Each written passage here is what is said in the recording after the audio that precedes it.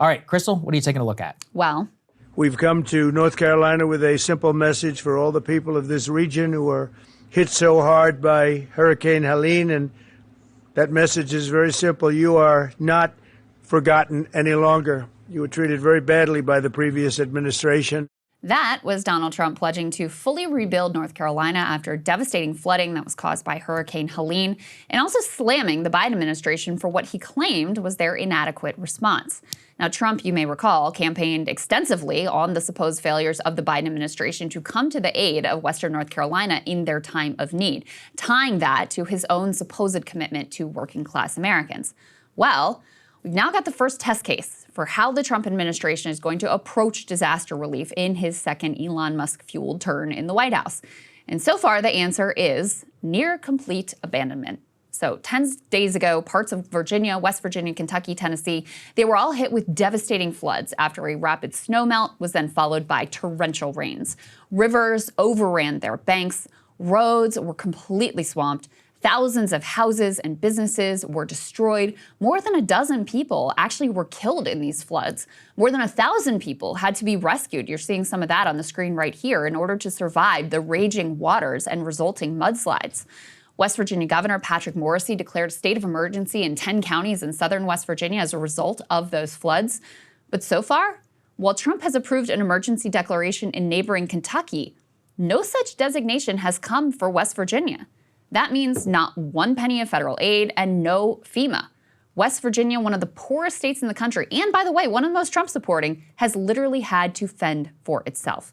Now, southern West Virginia, and these counties in particular, are the historic heart of coal country. It was here that miners were subjected to indentured servitude until gaining union rights in armed insurrections against company rule like the Battle of Blair Mountain. After having their resources plundered by robber barons who didn't care whether miners lived or died, they then watched as the industry declined, with nothing to replace it, leaving a wake of economic devastation. In fact, two of the hardest hit counties, McDowell and Mingo counties, they're among the poorest in the nation because of this legacy of exploitation, neglect, and abandonment. Even before these floods hit, they were struggling, and now they are literally and figuratively underwater. My friend JD Belcher is a filmmaker from the area. He posted drone footage of the damage to his channel, Creepalachia. This was no small incident. In West Virginia alone, some 2,000 homes were destroyed, countless businesses. Schools remain closed. Water remains undrinkable. Roads remain impassable. Some areas flooded 3 feet higher than the previous record. It was historic devastation. And the federal government remains completely absent from the scene. Yet another betrayal of these Americans, this time by the political figure that they have trusted the most.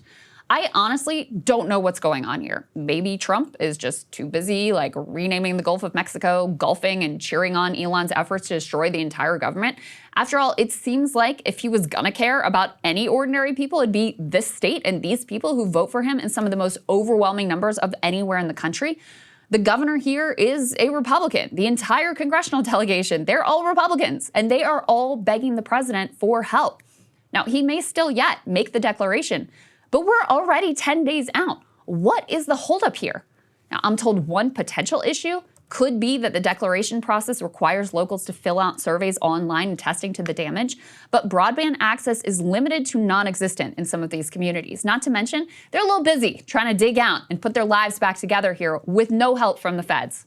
Now, local news outlets are starting to ask whether this abandonment of West Virginia is actually intentional, if it's actually part and parcel of a Trump administration ideological project.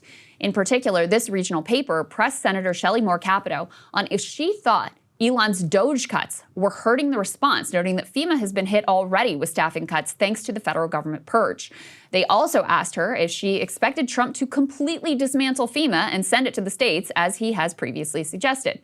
Now, Moore Capito said she didn't think so, saying, quote, "I don't see a scenario where all disaster relief goes to the states. I really don't. I think that there's just too much in some of these disasters that are very large, too much for a state to be able to handle." But there's no real indication that Trump and his band of austerity radicals really cares about any of that. In fact, they've already previously unreported significant cuts to federal disaster relief.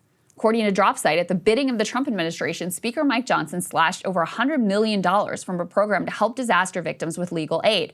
After the initial shock of a catastrophe in the early phases of basic survival and boots-on-the-ground style cleanup, the next phase of recovery often involves a lot of legal battles to secure your rights. In particular, homeowners and renters often have to go to war with their insurance companies to be able to get what they are entitled to.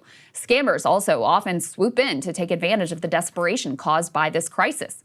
Recognizing this need, federal disaster relief has for over a decade now included legal assistance so that people at least have a chance in these battles against the insurance companies and scammers. That is no longer the case. At the direction of Trump Budget Director Russ Vought, House Republicans stripped all the money that was meant to fund legal assistance for victims of floods, hurricanes, and fires. Now, the impact of these cuts will be felt most acutely in rural areas, places like southern West Virginia, where government-backed legal aid nonprofits are literally the only available options. And it will also be most acutely felt among poor people who have no resources to fight back without this assistance.